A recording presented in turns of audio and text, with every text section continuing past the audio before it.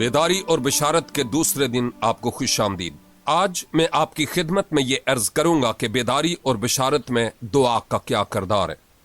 कल हमने देखा था कि बेदारी और बशारत का एक दूसरे से गहरा ताल्लुक है, और बेदारी वो अमल है जो हम में होता है और बशारत वो है जो हमारे वसीला से होता है। लिहाजा जब हम बेदार होते हैं तो हम खुदा के दिल की बातें दूसरों से बयान करते हैं। इसकी वजह यह है कि दुआ और बशारत का एक दूसरे से गहरा ताल्लुक है। आपके समझने के लिए थोड़ी सी वजाहत करता चलूं। पहली बात तो यह कि दुआ खुदा से बातें करना है। ये दो दिलों का मिल जाना है, एक खुदा का दिल और एक इंसान का। मैं चाहता हूं कि आप सोचें कि कौन से दिल को हम ज्यादा तरजीह देते हैं, इंसान के दिल को जो छोटा सा और हीलाबाज है, या खुदा के बहुत बड़े और इंतहाई खूबसूरत दिल को तरजीह देते हैं? यकीनन खुदा के दिल को ही देते हैं। लिहाजा दुआ हमें खुदा की हुजूरी में लाती है, जहां हम खुदा के दिल को देख सकें कि जो वो चाहता है हम भी उसके तालिब हों। जब ऐसा होता है तो हमारी जिंदगी में बेदारी का अमल शुरू होता है, क्योंकि हमारा दिल खुदा का सा दिल हो जाता है। हमने कल देखा कि ये दिल मोहब्बत से भरा हुआ है और खुदा लोगों से प्यार करता है।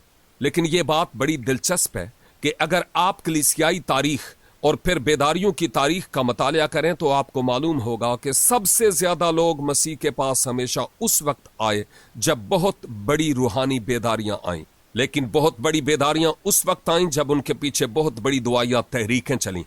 जब कुछ लोग या चंद जमातें मिलकर दुआ करने लगी तो हमेशा से ऐसा हुआ, और जब वो मिलकर दीदार इलाही की तालिब हुई तो खुदा ने काम करना शुरू किया और लोगों की जिंदगियां तब्दील होने लगीं। यूं पूरे इलाके, यहां तक के पूरे मुल्क में भी इंजील की खातिर रसाई होने लगी। बल्कि अमेरिका में अजीम बेदारी की बड़ी खूबसूरत तारीख मिलती है, और हमने कई दूसरे मकामात पर भी ऐसा होते हुए देखा।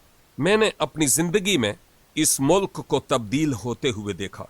मैंने रोमानिया में इनकलाब देखा। इसका आगाज 1970 में एक पासबान बनाम ओलिवियो से हुआ। उस वक्त मसीही सताए जाते और अपने ईमान की खातिर बहुत दुख उठाते थे। बहुत ही तारीक और मुश्किल दौर था। इस इंतहाई कठिन वक्त में पास्टर ओलिवियो ने अपने लोगों को दुआ के लिए ललकारा। उसने उन्हें बड़े गैर मामूली तौर पर दुआ करने को कहा। उसने कहा, दुआ करें कि एक दिन हम इस बड़े स्टेडियम में खड़े होकर खुशखबरी सुनाएं।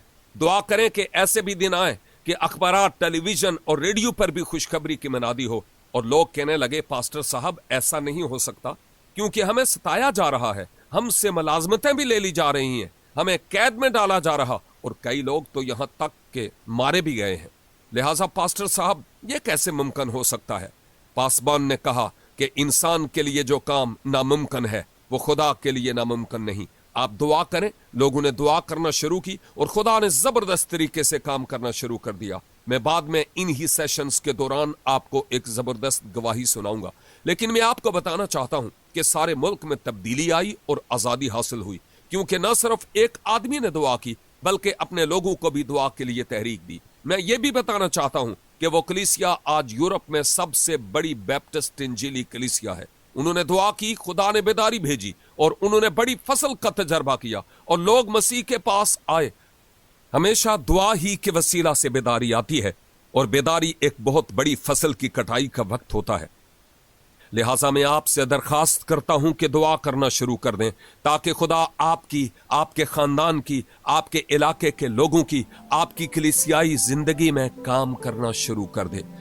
जब आप दुआ करते हैं तो वो बहुत ही बड़े बड़े काम करेगा। खुदावंद आपको बरकत बख्शे।